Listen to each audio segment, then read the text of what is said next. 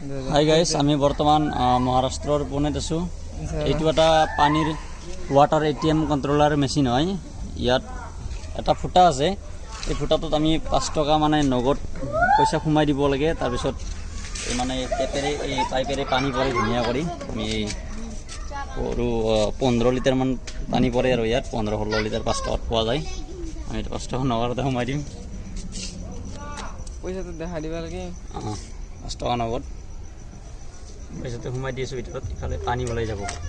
ওলাই আহিলে কেঞ্চেল হ'ল। এবাৰ দুবাৰ কেঞ্চেল হ'ল, তিনিবাৰ কেঞ্চেল হ'ল। মই ছাকচেছ হোৱা নাই। এবাৰ ছাকচেছ হ'লোঁ। পানী ওলাই যাব। চাব গাইছ, এই বঢ়িয়া।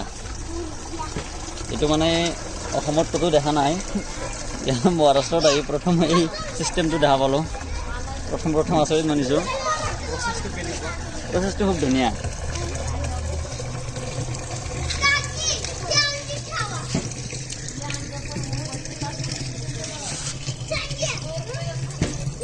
মানে বেংকৰ যেনে ATMত পইচা ওলাই মানুহে ATM কাৰ্ডটো সোমাই দিলে মানে পইচা ওলাই আহে।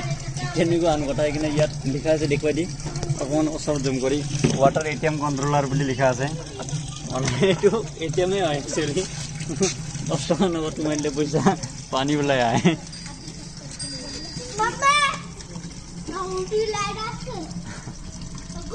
কমপ্লিট হ'ব হ'ল। মই কেমেৰা পাৰ্চন ফোন কৰি দেখুৱাই আছে। অটোমেটিক হ'ব।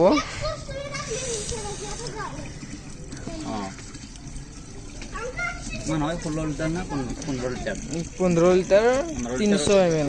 15 লিটাৰ 300 ml এতিয়া হ'ব আৰু এই মানে বন্ধ কৰ আৰু খতম। শংকৰী বিল্ডিঙৰ ওপৰত এতিয়া এইটো দাঙি লৈ যাব।